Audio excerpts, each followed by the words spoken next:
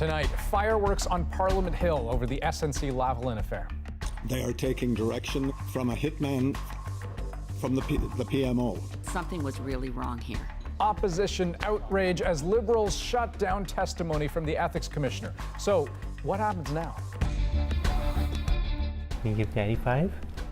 One foster family's battle for money to help raise a sick little girl. We couldn't turn our backs on her any more than we could on our other children. Why they say the government is taking advantage of them. And fire rips through the Amazon, blanketing cities with smog, setting records, and the danger stretches well beyond South America. This is The National.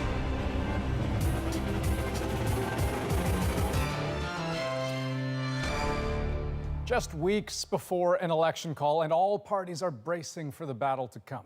The Prime Minister delivered what was called a major foreign policy speech in Montreal, while 200 kilometers west, opposition MPs were back on Parliament Hill, pushing for more information about the SNC Lavalin affair at an emergency meeting of the Ethics Committee.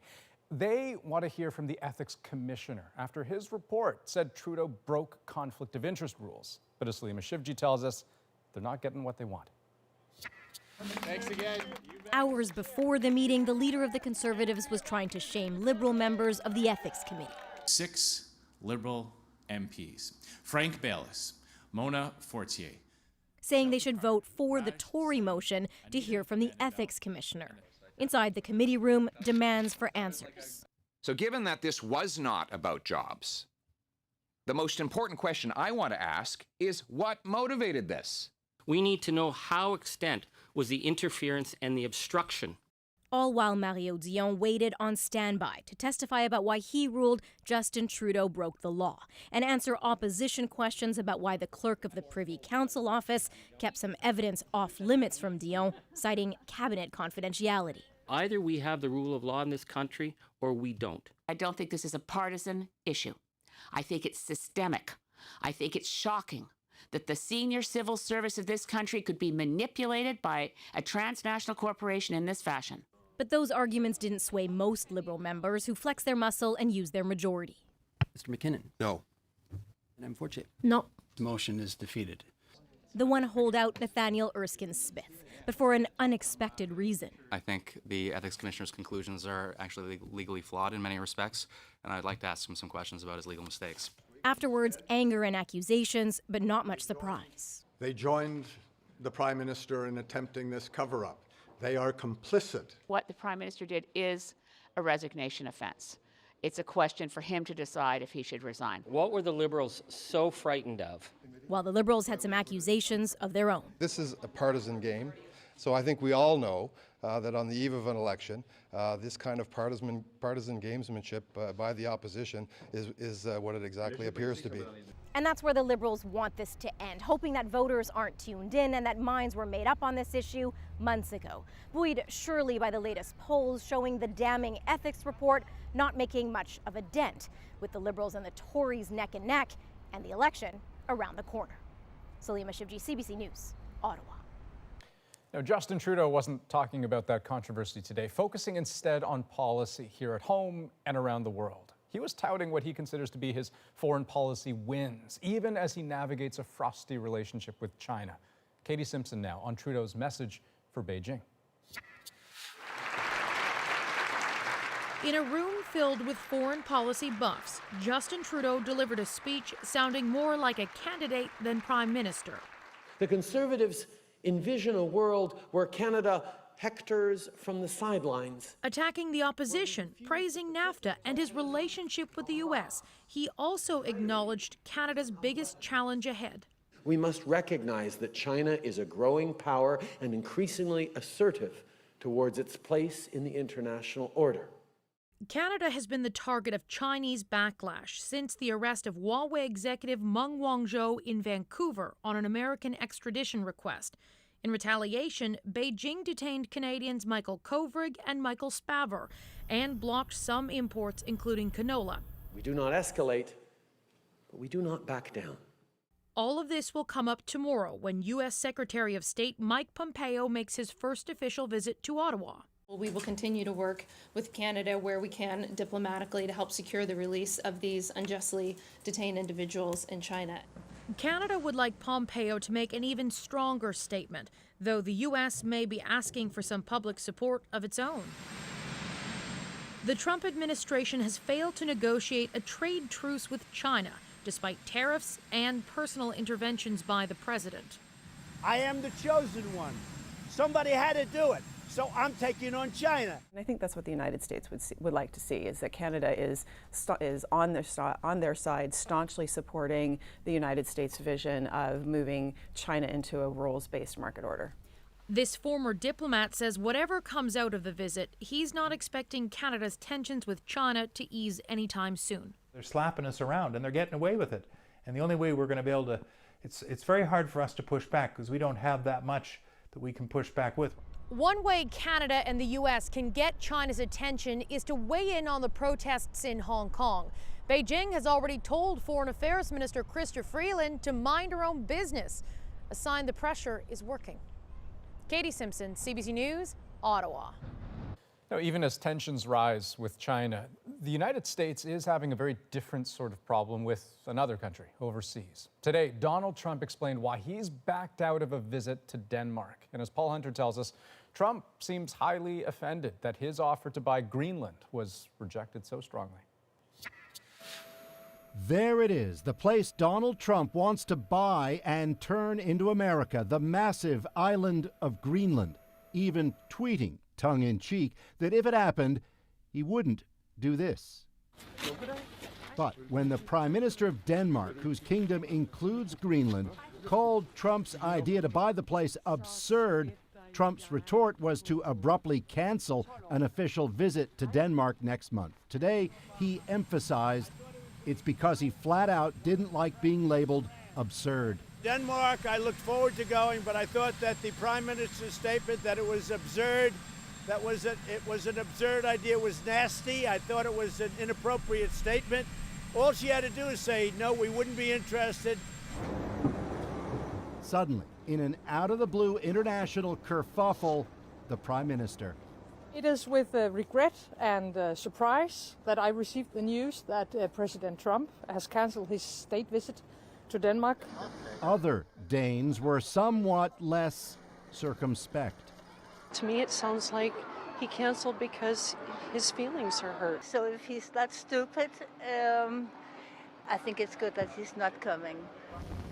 Without a doubt, Greenland, with its natural resources and big footprint in the ever more coveted Arctic, is suddenly prime real estate. But, say critics, including a former U.S. ambassador, it's not so much what Trump wanted, but how he reacted when rebuffed. The idea that you would make a state visit contingent on the concept of negotiating the sale of part of their kingdom, this is offensive.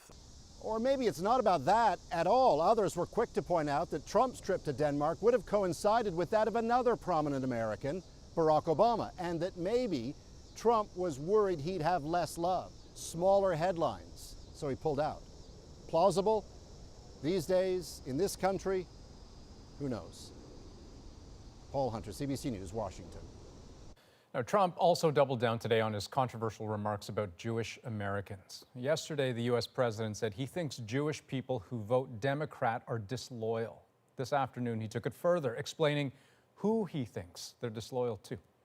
I think that if you vote for a Democrat, you're very, very disloyal to Israel and to the Jewish people. And again today, outrage. Jewish leaders begged Trump to stop, saying the issue of loyalties is toxic and has a very dark history. Others called the comment vile, undemocratic, and anti-Semitic.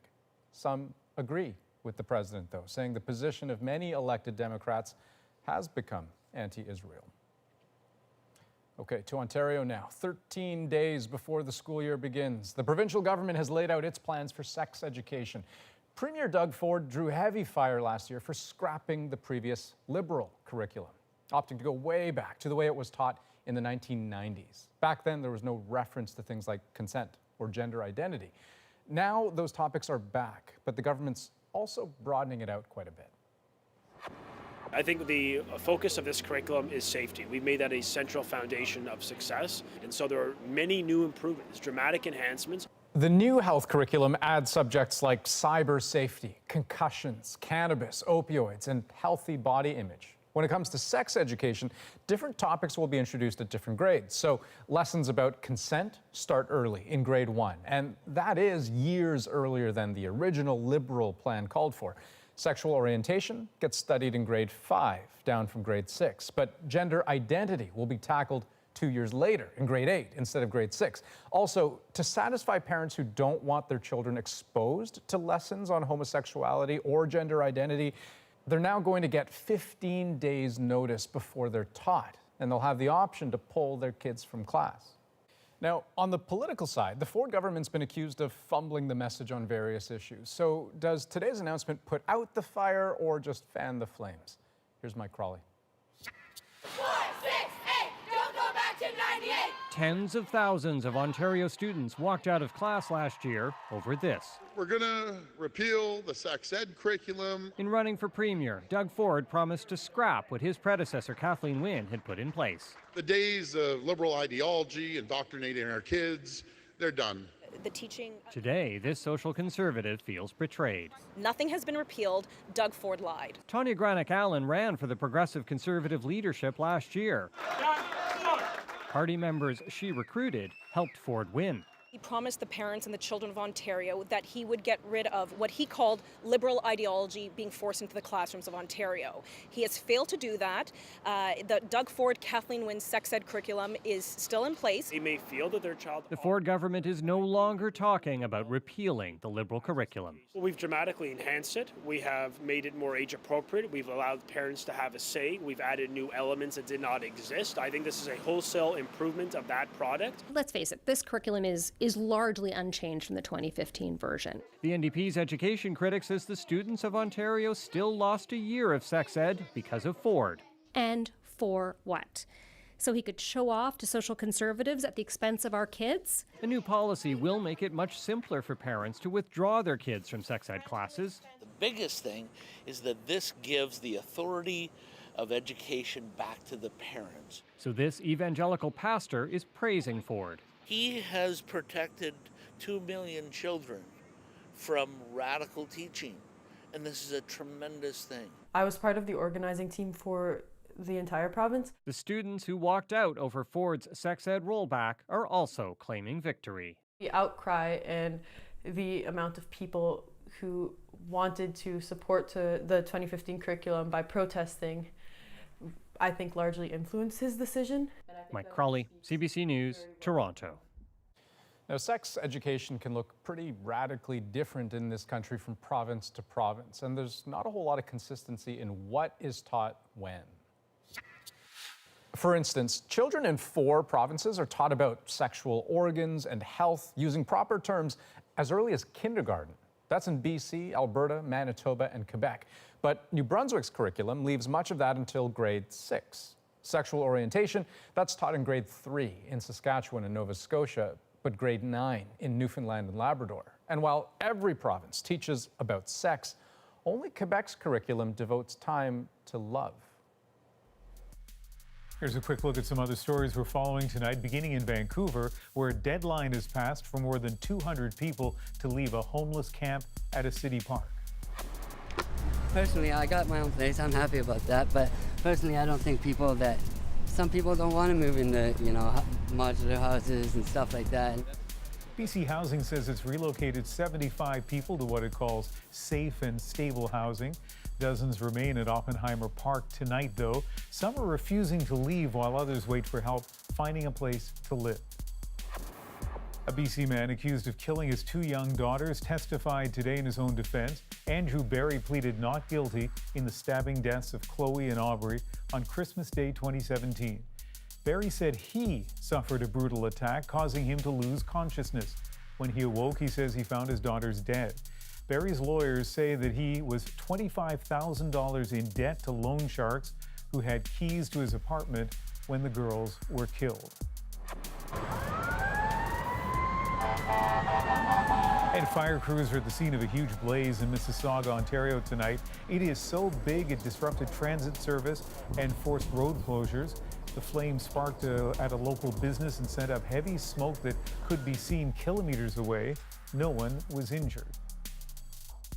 A family in Saskatchewan is locked in a battle with the province's Ministry of Social Services. At the center of it, their 6-year-old foster daughter. They say she is fierce and sweet, but also very ill, needing assistance around the clock. That's where the fight comes in. Her foster parents say they need more financial help. Bonnie Allen with why the province is saying no. Yay!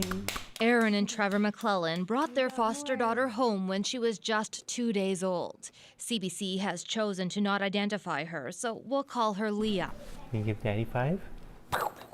At 5 months of age, Leah had her first epileptic seizure. Since then, she's had thousands of them and has been diagnosed with a rare life-limiting disease. Early on, she had some horrific seizures that would last hours. Yeah. Hours. She could live 10 years, she could live 10 hours, we don't know. It's lunchtime. Leah is now 6, fed through a tube, and requires around-the-clock monitoring. So if we don't have a night nurse, either Trevor or myself are up watching her. All night long. All night long. Responding to Leah's frequent medical emergencies made Trevor miss so much work that he finally quit his full-time job. He now works 2 part-time jobs, but no longer has benefits. Colton is 13. Berkeley is 11. The McClellans have other biological and adopted children and say the monthly stipend of $1,900 to foster Leah isn't enough to pay the bills. Like other provinces, Saskatchewan says fostering isn't a paid job. But there is a policy that gives the government the discretion to pay foster parents up to, but not exceeding, half of what institutional care would cost. For the McClellans, that could mean $10,000 a month, but they're not asking for that much, just enough to support a family. Their application was denied. They had said it would set precedent. Yeah, I don't know. I don't know why they would be willing to put her in an institution at double the price, but not compensate us. It doesn't make sense to me. The Ministry of Social Services says the intention of that policy is unclear and will be reviewed. It says it will pay support workers and provide respite care, but it won't pay the McClellans. Tim Correll is a former Assistant Deputy Minister of Social Services. The ministry is taking a huge advantage of this family. It's deplorable. He says keeping kids out of institutions comes at a price, but foster parents shouldn't be the ones to pay it. When the care becomes such that it is interfering with them earning a living out of the home, then it's time that we compensate them for the service they provide to our province in the home. Hi. Hi. No matter what happens, the McClellans say they're the only parents Leah has ever known, and they won't stop caring for her. They're calling our bluff. They're saying that we won't walk away from her, and it's true, we won't. We love her, but they count on that. That's how they exploit foster parents, in my opinion. We couldn't turn our backs on her any more than we could our other children. She is our world. Bonnie Allen, CBC News, Regina. The McClellans have filed a complaint with the Saskatchewan Human Rights Commission alleging discrimination on the basis of disability. They also contacted the Premier's office, and Premier Scott Moe responded in a letter saying officials will meet with the couple in the near future to try to resolve the matter. And still ahead on The National, from the fires burning through the Amazon to microplastics, we go in depth on the health of the planet. And later, she's about to make her debut at the Canadian Women's Open, and she's only 12 years old. I'm definitely very excited. A little bit nervous too. It's definitely a highlight, I'd say, in my golfing career. Michelle Liu, a name you'll be hearing a lot of. Meet her just ahead.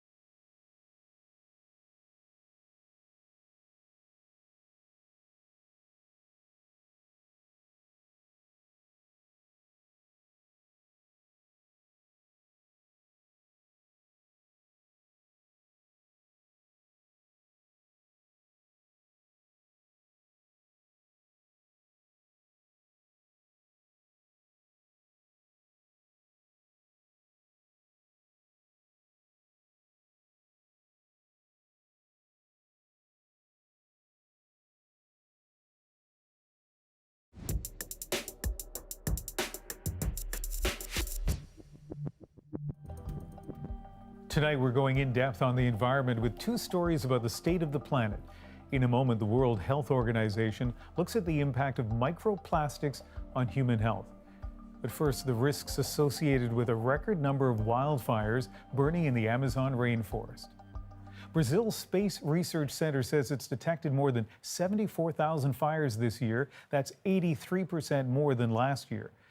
The country's leadership says it's working to control the flames, but as Alison Northcott tells us, it's also sparking global outrage. The Amazon rainforest is an important defense against climate change, but parts of it are now being consumed by flames. Smoke is blanketing many areas of Brazil. The fires have drawn attention to Brazilian President Jair Bolsonaro's environmental policies, which environmental groups say are contributing to the problem. They cut the financing of the environmental agents. It makes they do less operations, less fine, and less combat on fires. But today, Bolsonaro, who some call the Trump of the tropics, suggested non-governmental organizations may have set the fires to damage his reputation after his government cut their funding. A questão da queimada na Amazônia, que no meu entender pode ter sido potencializada por ONGs, porque eles perderam grana, tá? Qual a intenção? Trazer problemas para o Brasil. Bolsonaro didn't show any evidence to support his claim. Experts say many of the fires currently burning were set by farmers clearing the land for agriculture or cattle. Bolsonaro wants more development in the region to lift up Brazil's struggling economy despite international concern. Last month, Brazil's Space Institute released satellite data showing rapid rates of deforestation. Bolsonaro called the findings a lie. The head of the institute was fired. It fits into his larger MO in terms of blaming what he calls the communists, which is pretty much anybody that has anything close to a progressive agenda, for all of the country's woes. Well, he made it very clear from his political platform when he was running for president that that natural resources are there to be exploited. Some say with political will, Brazil can strike a balance, protecting the rainforest while remaining a major agricultural producer. On social media, calls to pray for Amazonas as the fires continue to rage. Alison Northcott, CBC News, Montreal. From widespread fire to a lurking environmental threat you can't see, tiny pieces of plastic that have washed down sinks, seeped through landfills, or littered shorelines. They've invaded waterways around the globe and made their way into drinking water. There are concerns about what that could mean for human health, so the World Health Organization went looking for clues. Cass Rusi now on what the researchers found. Let's carry on down to the river and see what we can find. The search is on for leeches, snails, and aquatic moths. For these young explorers, a nature walk along a river is a chance to learn the importance of protecting natural spaces and the creatures that inhabit them. The water here is pristine, but more and more, what lies beneath our lakes and oceans includes plastics, lots of it. It's the largest type of marine garbage. But it's the tiny pieces of plastics or microplastics that are especially concerning. We see microplastics on beaches, in the water, finding them in places as remote as mountain tops and Arctic sea ice. They're in the air, they're almost everywhere. It's easy to see the impact on the environment. It's not so easy to see it on us. Today, the World Health Organization weighed in, releasing its first report into what microplastics could be doing to human health, especially when they're in drinking water. Regardless of the size of particles, the risk is low. For the larger ones, these would be expected to pass harmlessly through the body. In other words, they wouldn't be absorbed by the gut. And the vast majority of the smaller size particles would also pass through. What's still not clear, whether the contaminants on or within the plastics are harmful. If so, the WHO says some of the levels are probably not high enough. The report says wastewater treatment can also remove more than 90% of microplastics. In this Toronto lab, researchers have collected hundreds of samples of microplastics in nearby lakes and harbors, looking for answers to and how they contaminate the environment. We've only begun to understand what the effects are to aquatic species. Very little has been done to look at human health, but microplastics are getting into us, and it definitely warrants looking into and researching more. The WHO agrees, calling for more research into microplastics, but reaffirming that achieving clean water around the world remains the focus. Cass Rusi, CBC News, Toronto. One of the recommendations in the WHO report is that measures be taken to reduce the use of plastics, and Canada has already taken steps to do just that. A microbead ban went into effect last summer. That means any toiletries that contain the tiny plastic pellets like toothpastes and facial scrubs can't be manufactured or imported into Canada. Several other countries have also taken action, including the US, United Kingdom, South Korea, Sweden, and New Zealand. A growing number of countries, including Canada, are also cracking down on single-use plastics, which can break down into smaller pieces and wind up in oceans and waterways. And still ahead on The National, she's no ordinary 8th grader, that's for sure. We'll introduce you to the Canadian golfer who's about to make history. Plus a look into the Titanic's past, what a new dive reveals about the state of the iconic ship. Probably the most shocking area of deterioration was the starboard side of the officers' quarters, where the captain's quarters are. The captain's bathtub is a favorite image among Titanic enthusiasts, and that's now gone.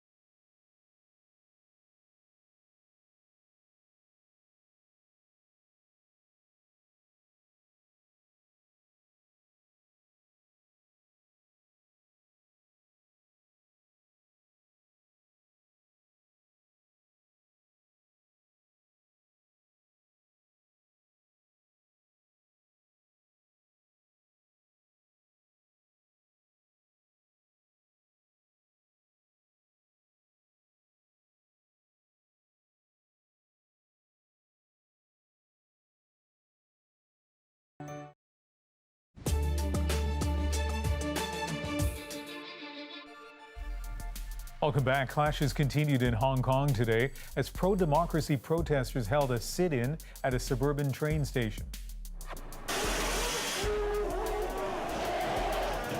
Masked demonstrators spraying fire extinguishers and smearing cooking oil on the floor to try to stop police from advancing. This location was the site of violent confrontations last month when protesters returning from a march were attacked by people in white shirts. The protesters are angry that no one has been charged for those attacks. And dozens of protesters also surrounded the British consulate in Hong Kong today. They're calling for London to intervene after a consulate staff member was detained by China. Simon Cheng's family says he's been missing since August 8th after going to mainland China on a business trip. Just today, China's foreign ministry confirmed the 28-year-old has been detained for 15 days, allegedly for violating public security laws. And work on the Trans Mountain Pipeline expansion project is getting underway again. Ottawa says permits for portions of the line have been issued, and contractors have been told they have a month to mobilize equipment and workers. Critics say the announcement comes at a convenient time for the Liberals, with just weeks to go before the federal election. Once all the permits are approved, Trans Mountain expects the pipeline to be completed by 2022. Tomorrow, Michelle Liu will make history at the Canadian Women's Open. At 12 years old, she'll be the youngest golfer ever to play in the championship. And already, the excitement is bubbling out of her. I got to sign a lot of autographs, and I feel like I'm getting to be pretty famous. Yeah, she definitely is. To put her accomplishment in perspective, Liu is just heading into grade 8. She was born in 2006. And Arthi Pol explains how she came so far so fast. Nice swing. The form, Perfect. The drive, the focus. It's all part of the winning recipe that makes Vancouver native Michelle Liu no ordinary 8th grader. Lined up on the range with people who in some cases are twice her age. On Thursday, Liu makes her debut at Canada's most prestigious golf tournament for women, held in Aurora, Ontario. I'm definitely very excited. A little bit nervous too. It's definitely a highlight, I'd say, in my golfing career. A short career so far, but an impressive one. Already, she's won 2 junior world championships. It all started at age 6. The putting prodigy went to a golf camp with her older sister, but she wasn't thinking this far ahead. I mean, at 6, I don't really remember that much, but I'd say that I definitely thought it was very interesting because there was a ball, there was a club. By age 7, Michelle was swinging like a pro.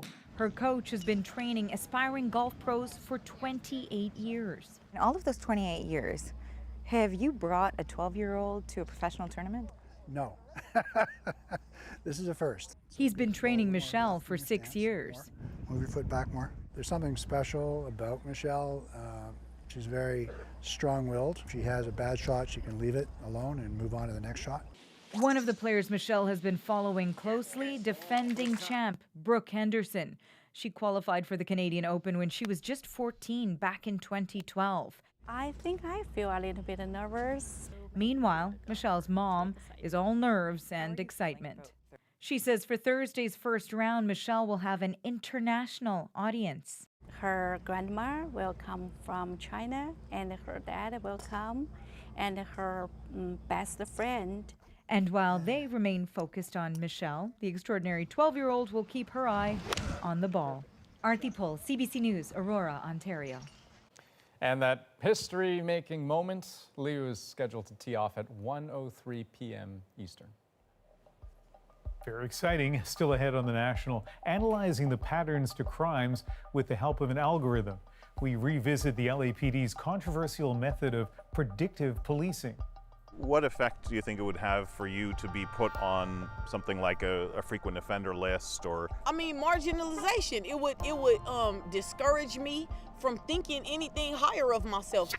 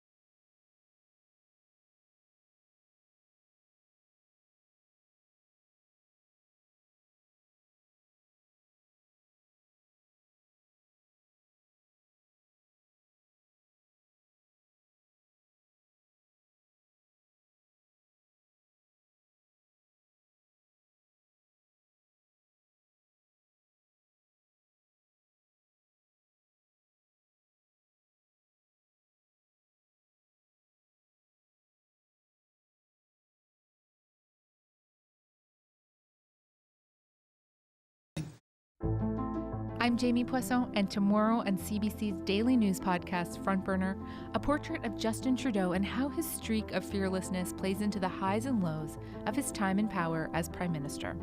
Subscribe wherever you get your podcasts.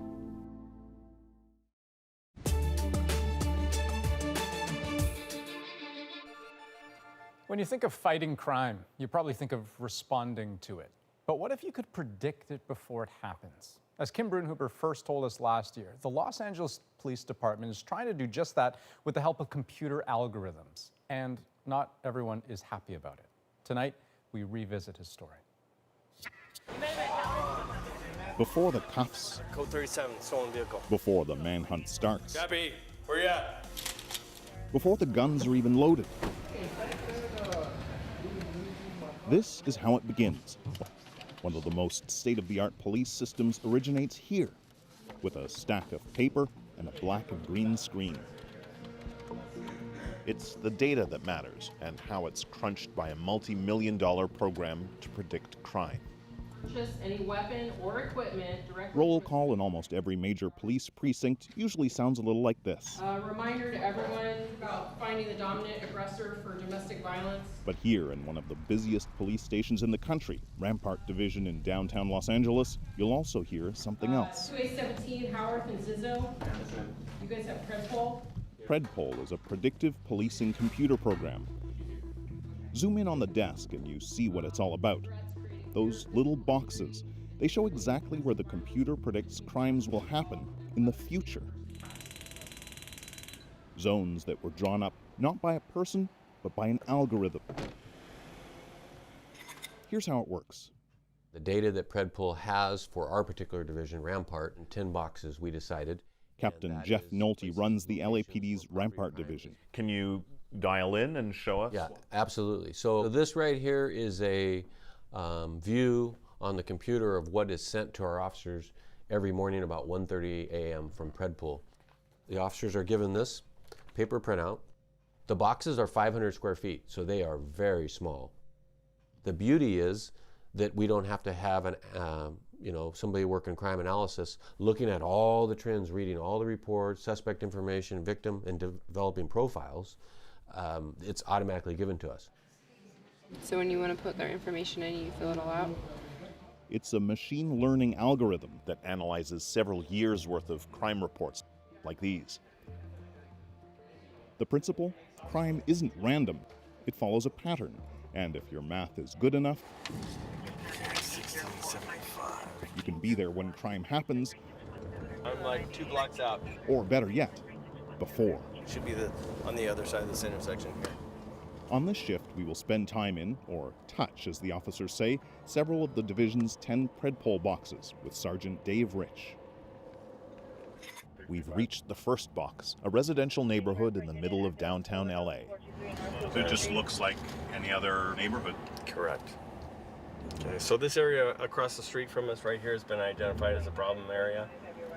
Rampart Division only uses Predpol to analyze property crime. And according to today's report, there's a good chance someone will try to steal something somewhere around here sometime soon. You're driving through areas where it has been identified as problematic. Sometimes you could just get flagged down. You can turn the corner and you can roll right into a robbery in progress, or there could be some sort of an altercation. All right, so what are we working on? What do we got? We get a 273.5 from the detectives. Okay. How long ago did this happen?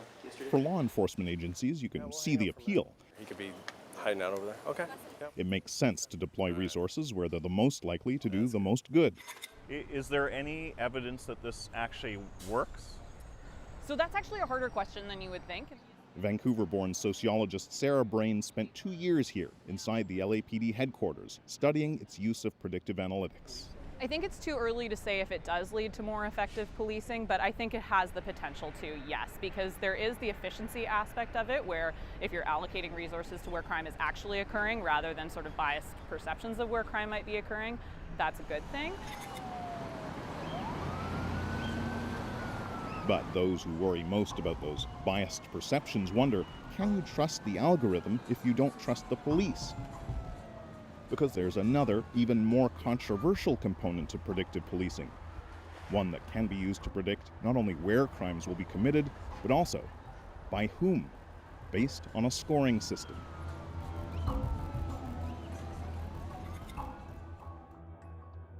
You get 5 points if you're in a gang, on parole, on probation, been arrested with a handgun, or for a violent crime, and 1 point for every time you've been stopped by the police in the last 2 years.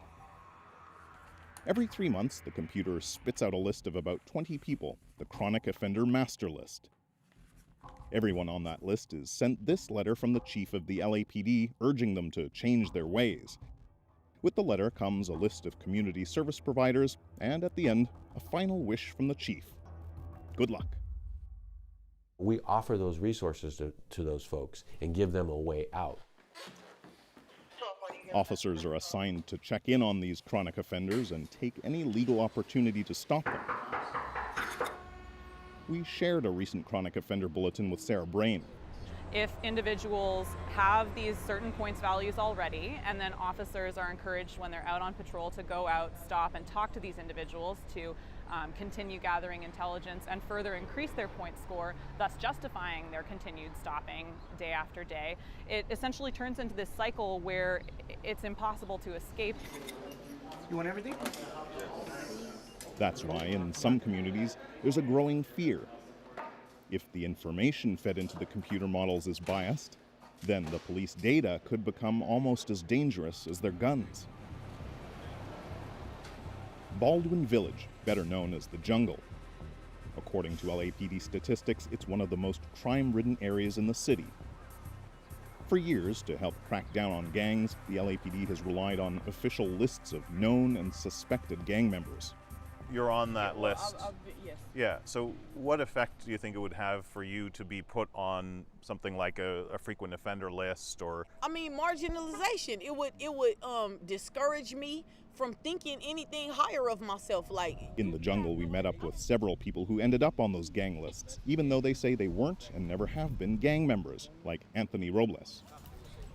Growing up, he wondered why police always seemed to be stopping him whenever they saw him on the streets.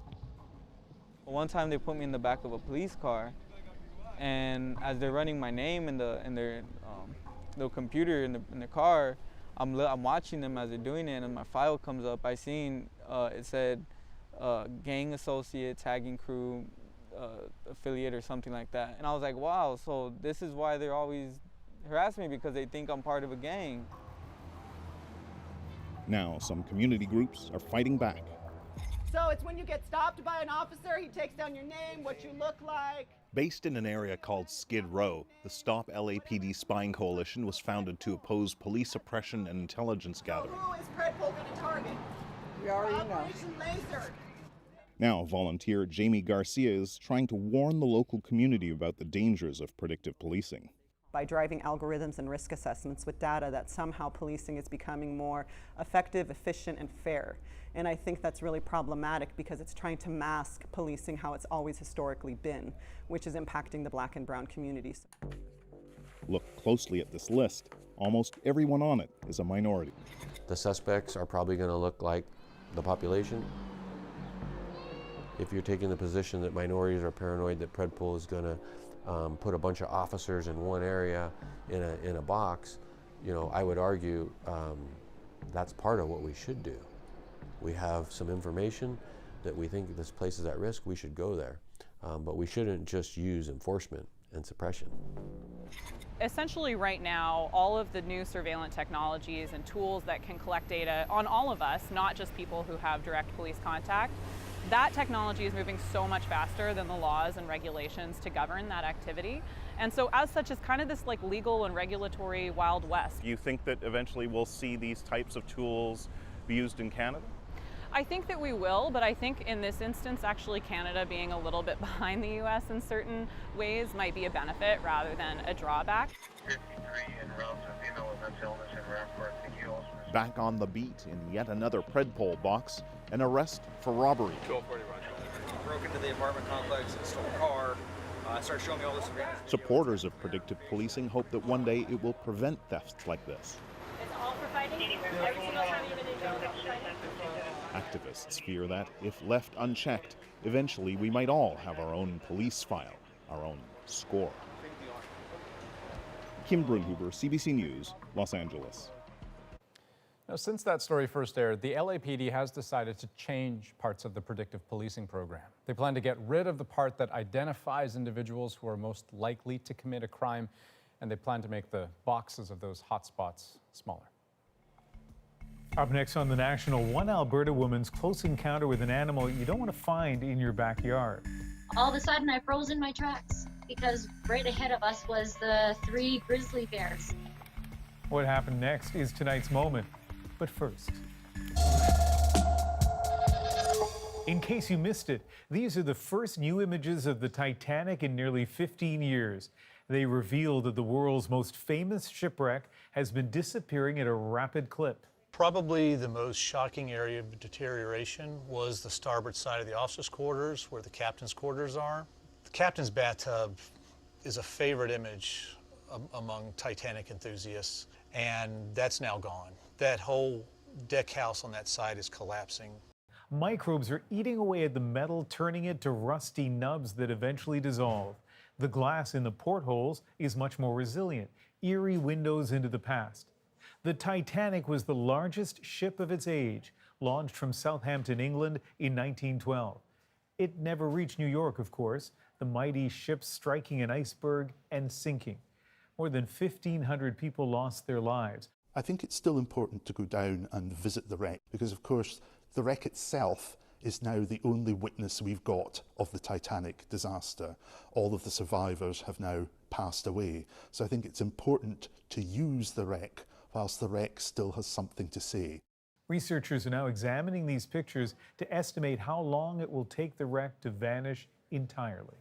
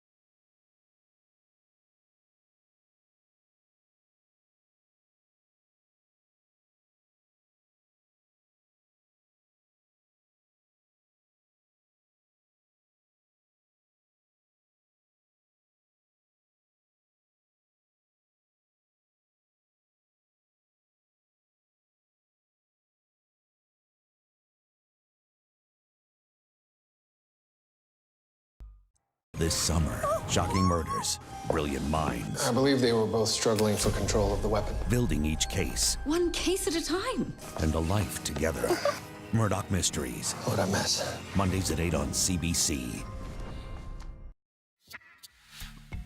Grizzly bears may be a treasured Canadian species, but as one Alberta woman discovered, they're not so great when they're in your backyard. Marge Whitehead was near White Court when she spotted not one, not two, but 3 grizzlies in her yard. She was gardening. She turned around and, well, we'll let her tell you and show you the rest in tonight's moment. No! Come here! Come here! All of a sudden, I froze in my tracks, and my dogs tore off because right ahead of us was the 3 grizzly bears right in our front yard. I didn't even move for a time, but then when the dogs were barking a lot, they went after the bears. I got in my house and closed and locked the door. Oh my gosh! From there, I went up to the upper deck because I felt more safe there. I thought that even at one point, I think our bigger dog nipped the bear in the butt and it turned on him. And it was so frightening. I kept calling and calling for the dogs to come back. But I mean, they're doing their job to protect me. So therefore, they wouldn't listen to me. I had actually fired 2 shots with my own gun, warning shots, and trying to scare them away. But they weren't fazed at all by the gunshots. I was totally amazed by that. Our 2 dogs are so loyal to me. They don't leave my feet when we're out and about. So I'm so thankful for them. And I, oh my gosh, it was so scary to know that something could have hurt them. You know, Andrew, I don't think those pictures do justice to just how frightening grizzlies are. 3 grizzlies. You know, she fired the warning shots. That didn't work. A neighbor eventually came over and drove towards the grizzlies, not to hit them, but to scare them off. It worked, but only for a short period of time. They came back. They were not only scary, but persistent. Yeah, man, my heart was in my throat the whole time. I mean, the first time I watched that video, because exactly like you say, I mean, imagine how terrifying that would be to be in that situation, not only for your own safety, but I mean, she says it right there. I mean, when her dogs go out there and you're pleading with them to please come back because the last thing you want to see is something bad happen. Boy, my gosh. I'm glad nothing bad did happen except for a little bit of property damage, apparently. That's the National for this Wednesday, August 21st. Have a good night. Good night.